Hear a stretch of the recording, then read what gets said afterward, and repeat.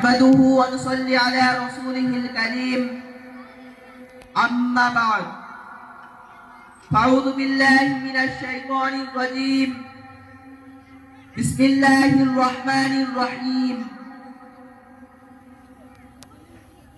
يا أيها الذين آمنوا استعينوا بالصبر والصلاة صدق الله العظيم قال رسول الله صلى الله عليه وسلم الصلاة عماد الدين أو كما قال عليه الصلاة والسلام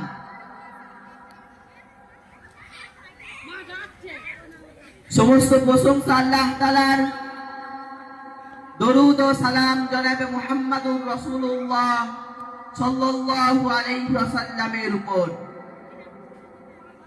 আল্লাহ পাকের শুকরিয়া, দুনিয়ার বিভিন্ন রকম ঝামেলা ঝঞ্ঝাট থেকে মুক্ত করে এই পবিত্র মজলিসে বসার তৌফিক দান করেছেন, তাই শুকরিয়া শরীফ বলে আলহামদুলিল্লাহ।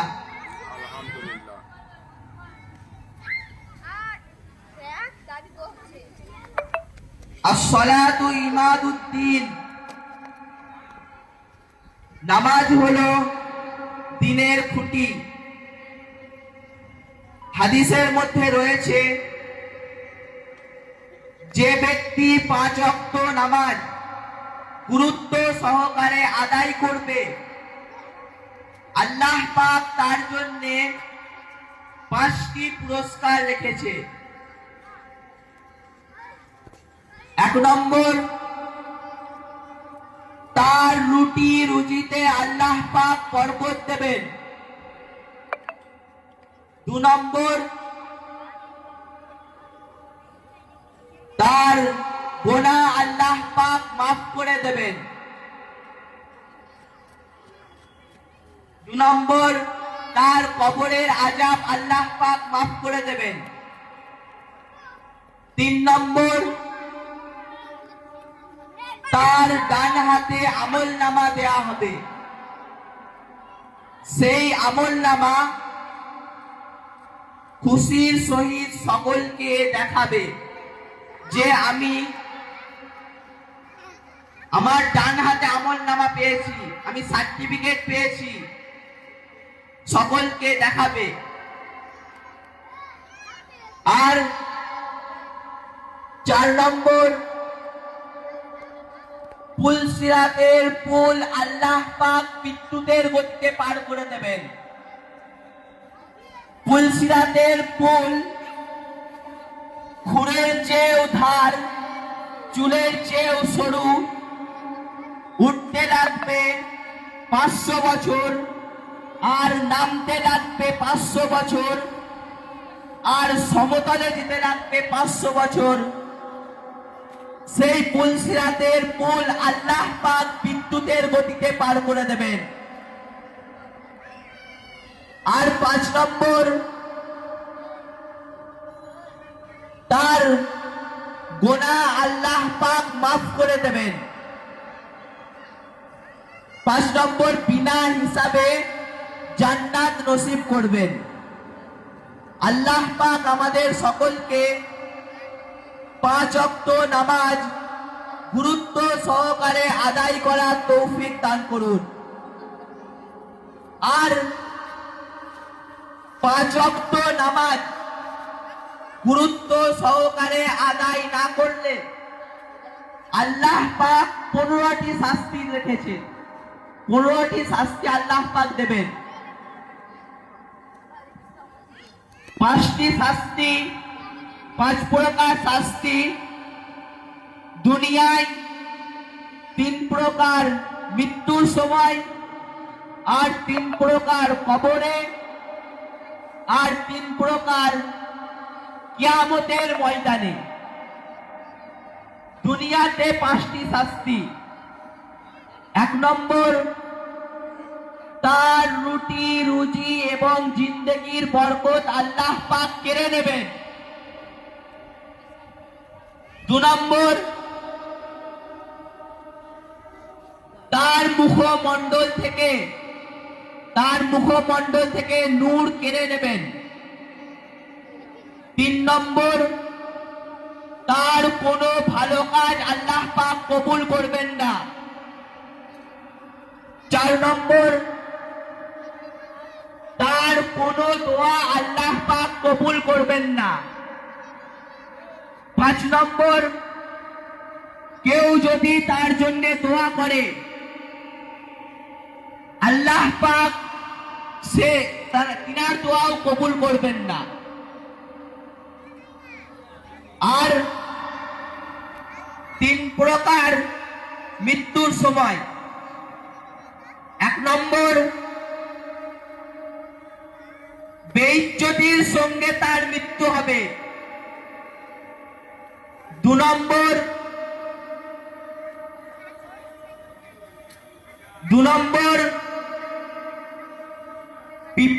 ক্ষুধার্ত অবস্থায় তার মৃত্যু হবে। 3 নম্বর, পিপাসিত অবস্থায় তার মৃত্যু হবে। যদি তার সামনে সমুদ্রের পানিও তাকে গোটা সমুদ্রের পানিও তাকে পান করানো হয়, তবুও তার পিপাসা মিটবে না। মৃত্যুর সময় এই 3টি শাস্তি হবে। আর কবরে 3 প্রকার শাস্তি। 1 নম্বর, তার কবর ছোট হয়ে যাবে,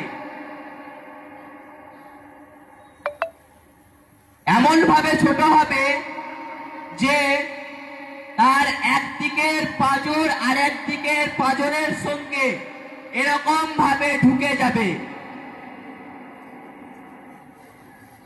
3 নম্বর, 2 নম্বর, তার কবরে আগুন জ্বালিয়ে দেওয়া হবে।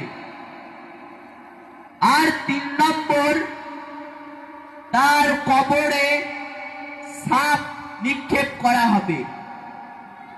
সেই সাপের চোখ হবে আগুনের মতো, আর নখ হবে লোহার।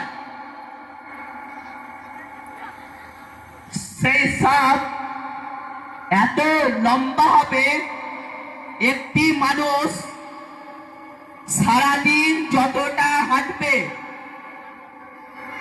তার থেকেও বেশি লম্বা হবে এই সাপ।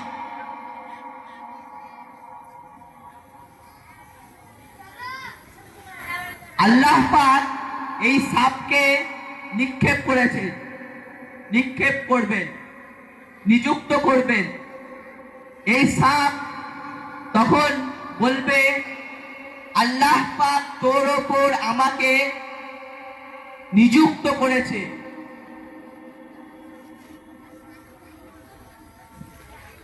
এই বলবে, একবার ছোবল দেবে সেই সাপ, আর 70 হাত মাটির নিচে চলে যাবে। আবার সেই তার লোহার নখ দিয়ে তাকে তুলবে, আবার ছোবল দেবে, আবার 70 হাত মাটির নিচে চলে যাবে। এরকম করে তার শাস্তি চলবে। আর সেই সাপ বলবে তখন, আল্লাহ পাক তোর ওপর আমাকে নিক্ষেপ করেছে, নিযুক্ত করেছে। ফজরের নামাজ না পড়ার জন্য জোহর পর্যন্ত তোকে এরকম দংশন করতে থাকবো। আর জোহরের নামাজ না পড়ার জন্য তোকে আসর পর্যন্ত দংশন করতে থাকবো। আর আসরের নামাজ না পড়ার জন্য মাগরিব পর্যন্ত, আর মাগরিবের নামাজ না পড়ার জন্য এশা পর্যন্ত, আর এশার নামাজ না পড়ার জন্য ফজর পর্যন্ত। এরকম ভাবে তোর শাস্তি চলবে। আর 3 প্রকার শাস্তি কিয়ামতের ময়দানে। 1 নম্বর, তার কঠিন ভাবে কঠিনভাবে আল্লাহ